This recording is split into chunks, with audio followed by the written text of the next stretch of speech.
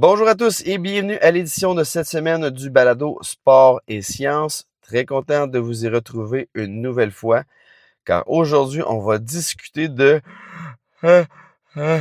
la sieste auprès de nos athlètes. On va vouloir répondre aujourd'hui aux questions suivantes. C'est quoi la durée idéale pour la sieste? Il y en a des fois qui disent c'est mieux de faire une courte sieste. Il y en a qui vont dire aussi c'est mieux de faire une plus longue sieste. Est-ce qu'on est aussi obligé de faire la sieste? C'est quand le moment aussi opportun, le plus idéal? Est-ce que c'est plus en début d'après-midi, milieu d'après-midi, fin d'après-midi pour augmenter nos performances? Même si on peut penser parfois que les athlètes professionnels ont souvent une belle vie, ils peuvent mieux gérer leur entraînement et aussi leur récupération, les recherches de Sargent en 2014 et Lastella en 2015 affirment que relativement les athlètes ont souvent un sommeil insuffisant, malheureusement.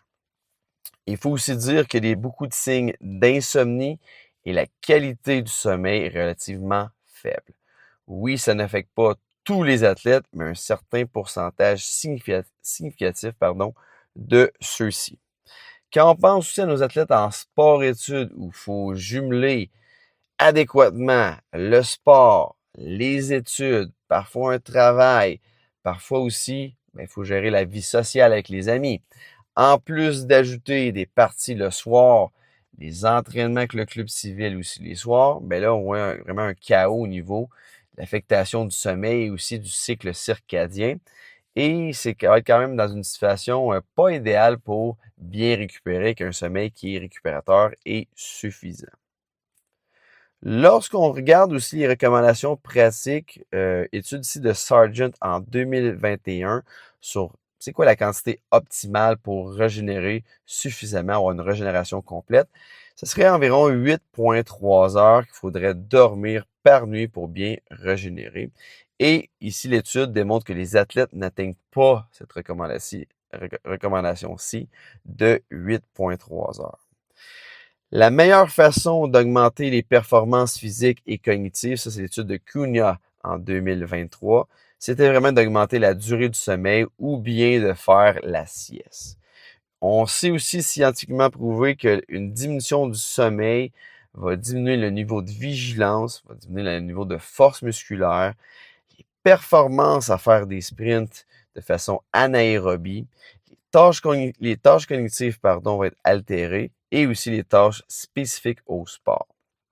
Donc la sieste, même si vous avez dormi suffisamment la nuit précédente, vous pouvez avoir des gains à avoir faire une sieste. Maintenant, on va regarder attentivement l'effet de la sieste sur certaines caractéristiques physiques bien spécifiques. Premier élément que je veux regarder avec vous, c'est l'effet de la sieste sur la capacité anaérobie et sur l'agilité. L'étude de 2020 a démontré que lorsqu'on faisait une sieste durant la journée de 20 minutes, comparativement à un groupe qui ne faisait pas de sieste, donc il y avait une nuit avec moins de sommeil, le groupe qui faisait la sieste de 20 minutes améliorait beaucoup de paramètres au niveau de la puissance.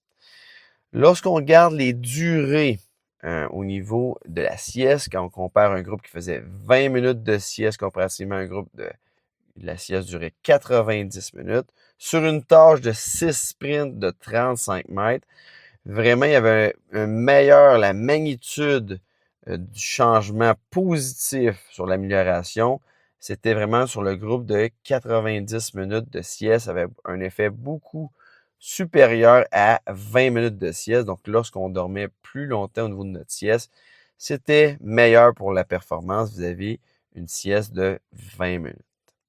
Aussi fait à noter sur d'autres tâches plus anaérobie, d'autres tests, lorsqu'on faisait une sieste de 40 minutes vis-à-vis pas de sieste, les distances de course parcourues étaient améliorées d'environ 7,2%, étude ici en 2023.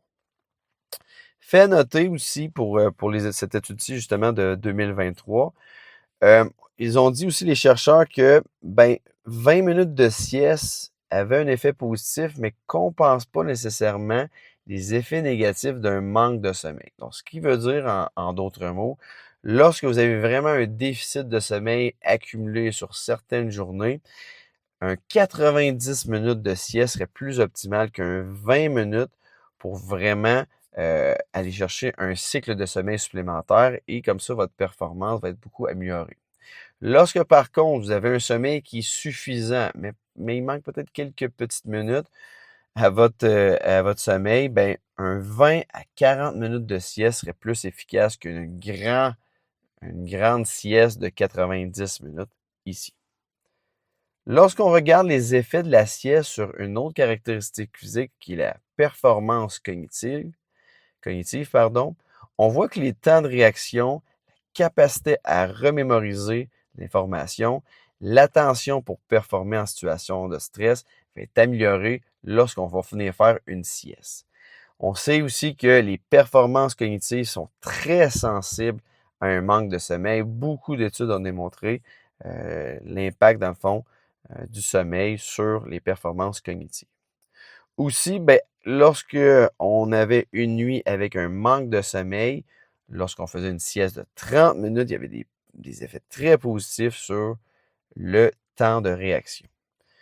Aussi, même une sieste de 20 minutes avait un effet aussi sur une étude ici de 2020 sur un temps de réaction auditif. Donc, grosso modo, 20 à 30 minutes de sieste, ça a un effet sur les performances cognitives. Et aussi, ben, lorsqu'on fait un 90 minutes, c'est aussi intéressant pour les performances cognitives ici.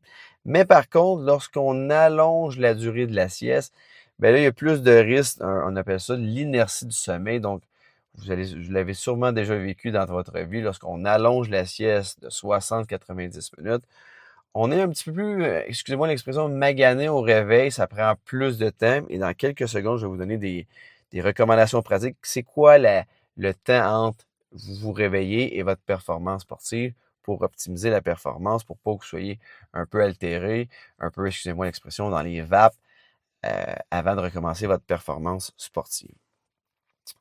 Aussi, dans un autre aspect, ben, la sieste de 40 minutes va aussi diminuer la sensation de vouloir dormir en après-midi et aussi il va y avoir une augmentation de la performance sportive. Très intéressant aussi, une étude ici de Bourkis en 2023 qui démontrait que ben, lorsqu'on faisait une sieste de 40 minutes, il y avait un effet positif sur les courbatures, donc c'est-à-dire une diminution de 11,3% vis-à-vis un groupe qui ne faisait pas de sieste. Aussi, l'étude de Faro en 2015, très intéressant ici, lorsqu'on a une diminution du sommeil, on a une augmentation de la sensibilité à la douleur, donc vous allez ressentir un peu plus de douleur au niveau de vos jambes, de vos épaules, à la suite d'un effort physique. Lorsqu'on regarde l'effet de la sieste sur la performance du système respiratoire, on voit que après la sieste, le débit respiratoire va être amélioré, donc ça va augmenter les performances respiratoires à la suite d'une sieste. Lorsqu'on regarde l'effet de la sieste sur la caractéristique de la puissance, l'étude ici de Daloul en 2019 a démontré qu'il y avait une amélioration du squat jump et aussi du counter movement jump, donc deux paramètres de saut en hauteur, un avec une pause et l'autre sans pause, que je viens de descendre et complètement remonter à la suite d'une sieste de 30 minutes ici.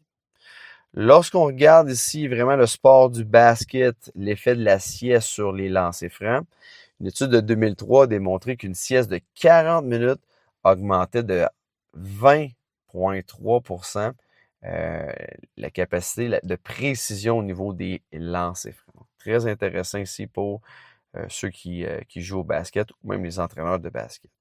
Maintenant, au niveau des recommandations pratiques pour la sieste va vraiment être faite après le dîner entre 1 heure et 3 heures de l'après-midi.